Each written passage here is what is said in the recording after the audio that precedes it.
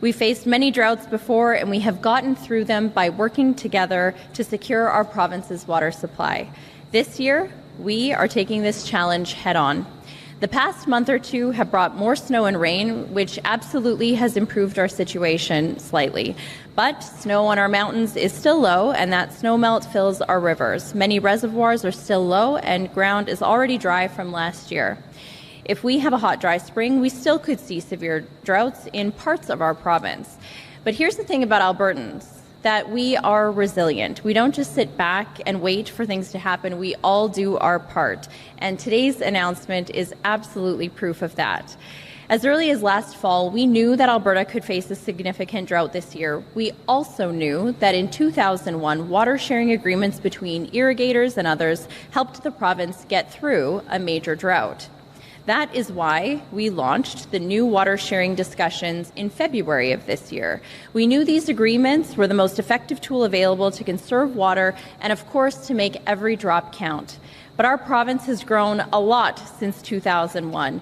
To truly prepare, we knew that we needed to go bigger, and that's really why this year's discussions were the largest in Alberta's history. Irrigation districts, industry, communities, and many others participated. First Nations and non-governmental organizations also joined the conversations. I'm proud to announce that as a result of this hard work, 4 new memorandums of understanding have been developed for the Bow River Basin, the Red Deer River Basin, the Oldman River Basin, and the upper tributaries of the Oldman River Basin. The biggest and oldest water license users in each basin came together to voluntarily agree to reduce the water use if severe drought conditions do in fact develop this summer. These agreements, they didn't come together overnight. They represent countless hours of negotiation, compromises, and a shared belief that Albertans are better off working together in a potential time of water scarcity. The key is that we base these agreements again on water levels that were last seen in 2001. We now forecast to have more water available this year, so these agreements will only be implemented or activated if they are needed, and they will be regularly adjusted as drought conditions change. These agreements are designed to be proactive, agile, and flexible enough to be adjusted in real time as we see conditions change.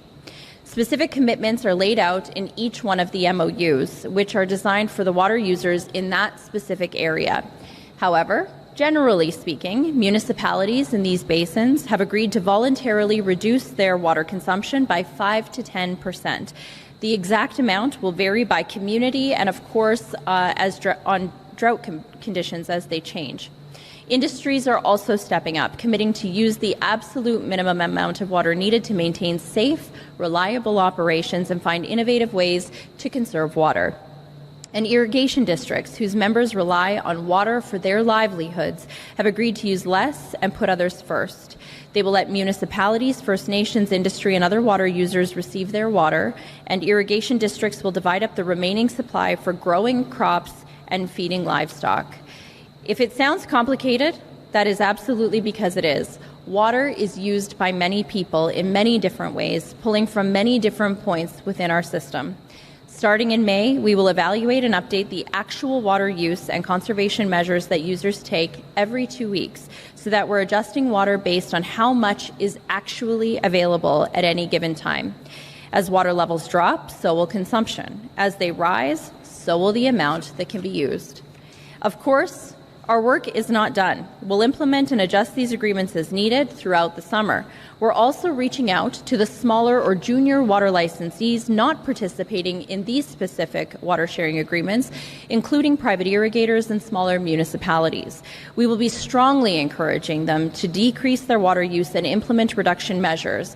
Our staff will directly be engaging with water users, especially across southern Alberta, to identify practical ways to save water. We will also be releasing our drought emergency response plan next week, and we will be making more practical changes to reduce red tape so all people on this stage behind me can respond to changing conditions this summer as well. These agreements are landmark achievements. Thanks to these new forward-looking water sharing agreements, communities will have the water they need to drink, to ensure we're protecting human health, to to fight wildfires as well, and farmers and ranchers are assured a fair share to help feed our province, and businesses will continue to keep our economy growing. Today, we've done more than simply manage water. We have modeled the spirit of collaboration that makes Alberta strong. Because of these agreements, we stand better prepared for whatever the future may bring, knowing that we did this together. And all of that, of course, is due to the generosity, commitment, and leadership of all of the folks behind me. Our province owes them a sincere debt of gratitude. As Minister of Environment and Protected Areas, as well as an Albertan, I also want to say thank you. Thank you to every single person behind me and everyone else who signed on as part of these MOUs.